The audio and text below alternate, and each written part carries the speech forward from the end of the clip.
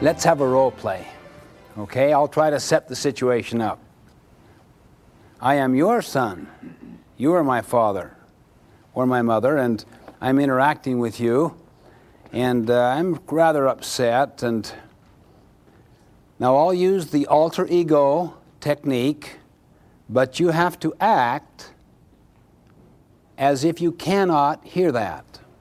You hear it only as a participant in this process, not in the role. It'll give insight to all of us in our learning role. Okay?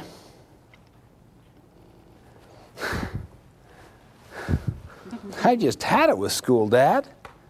I just get nothing out of it at all. Tell me more.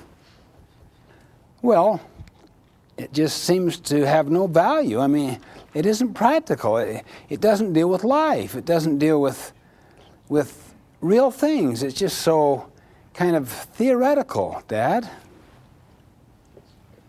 So what are you telling me? I don't understand, Stephen.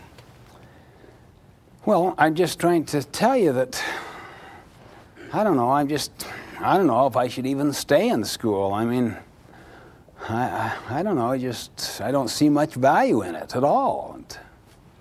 So you're telling me you're thinking about dropping out?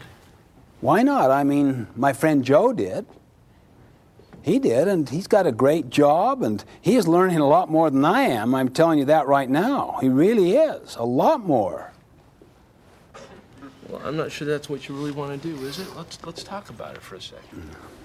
Boy, I'd like to talk about what I want to talk about, but I don't want to talk about school. Are you listening to me?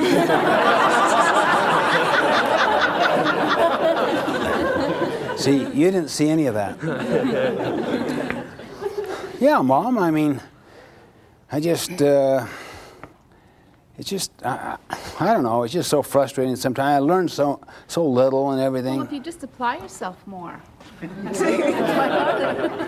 I mean, I have. I've tried to apply myself, and I've really given it. I've been there now for 2 months. I mean, that is a real good effort. Well, I just don't think you're giving it all your effort. I mean, look at your sister.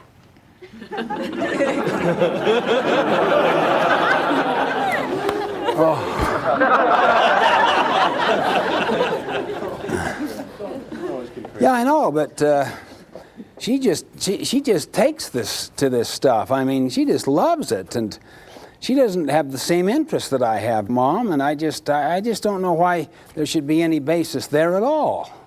Well, your dad and I work really hard for you to be in this special school. I mean, I've even taken on a job now so that we can put you in the school. Oh, I know you meant to do all that, and it's not that I'm not grateful for what you and Dad are trying to do. It's just that it's just so difficult, and I mean, I don't see much use in it. I mean, it just, you know, they deal with so much abstraction and, you know, all this theory. Well, I think you just need to apply yourself better. Maybe if we get you a tutor. Oh, boy, now I've got to deal with that. Well, you can't just quit. You'll never get into the college of Oh, your I choice. wish I could talk about what I want to talk about. But I guess she wants to persist in this, and I'm feeling kind of so bad after all that they've been trying to do and everything. Well, I guess I just don't understand. Maybe you can help me understand what it is that you really want. I don't understand. Well, I sure don't feel understood, but I don't want to get into what I really want her to understand right now. Not after my sister and with all of the things that she and my father have been doing for me on all my life. I'm just trying to say that I just don't know if there's much worth and value to this, Dad. I've given it a good shot, and you know what I mean? If it isn't school that you want to do, then what do you want to do? Boy, I wish I could talk about what I want to talk about, but Dad wants me to get into action planning about I would do it. Well, I have to confront, you know, all this theory that's being presented every day. And I mean, take the social studies. They never even deal with what stuff's in the newspaper that I even hear you talk about, Dad. Just gets me into all of this abstract stuff. In other words, you're saying learning's a tough experience? Well, it's not that. It's just, I don't know. It's just. You know, son, I'd like to relate something to you.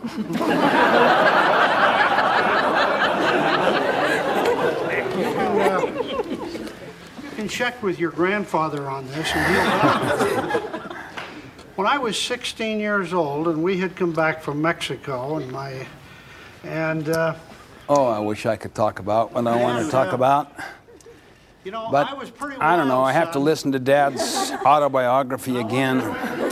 I've heard chapters 3 and 4 so many times in my life, and At 16 years old, I even heard about the background chapter that was put in the appendix of his autobiography about his grandfather, and I don't know, but I'll have to be pleasant, and because I can see. why don't we do this, son? If you really feel there's no point in me trying to browbeat you to stay in school.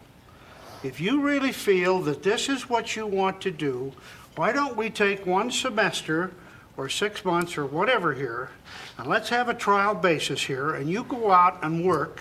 Oh, I'm just so heartsick now because he's come to the OK Corral for the gunfight, and oh, I wish I could talk really about what I'm feeling inside, but now I'm getting so torn, but I'm partly mad about this thing, and well, maybe we should. That might be a good idea. I think Yeah, you that could might be a good you idea. could probably move in with Joe, and the two of you could really see. I don't know if Mom would go along with that. Oh, I She think- loves me, and I- she's told me that.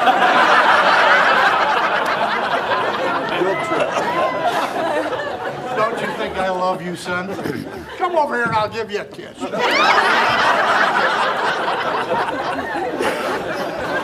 I don't know what to say. I wish I could talk about really what's happening to me inside. I guess I've just kind of had it, Mom.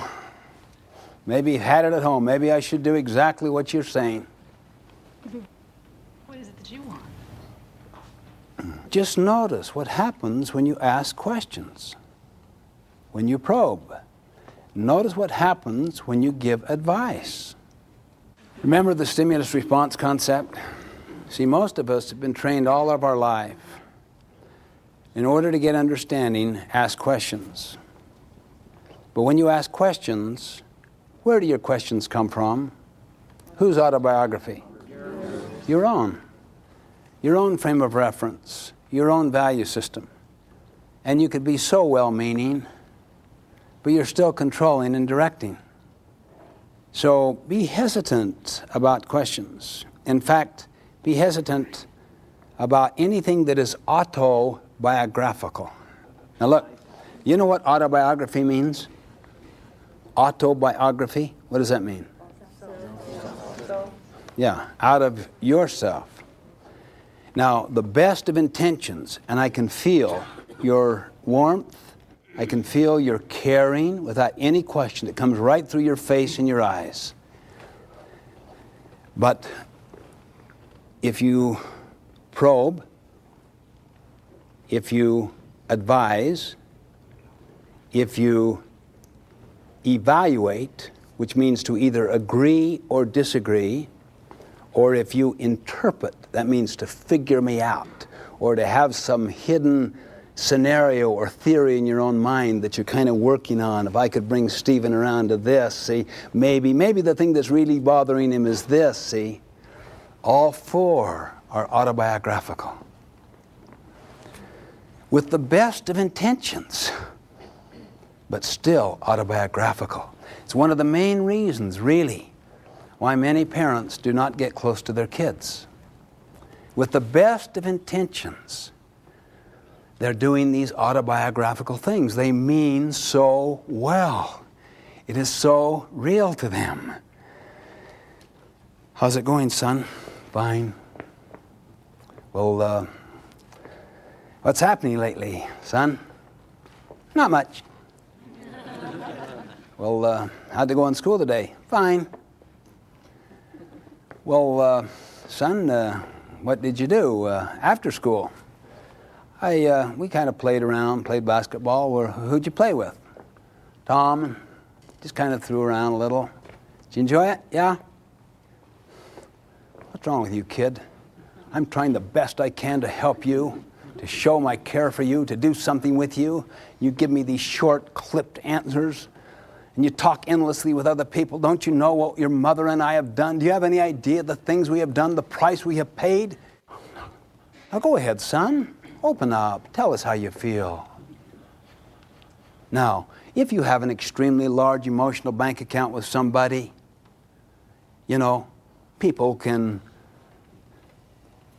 take off with each other, they can use autobiographical, and they can direct and advise. I'm not saying that those autobiographical approaches are not appropriate at all. If someone were to say to me, Stephen, where's the restroom? I wouldn't say, you're really hurting.